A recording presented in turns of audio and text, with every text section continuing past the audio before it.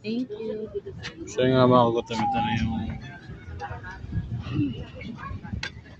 nauuso rito sa Marcos Alvarez na balbakwa, Dabao's best balbakwa. Ayan.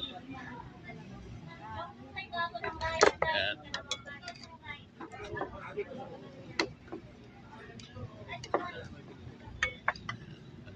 May laman. Then may balat.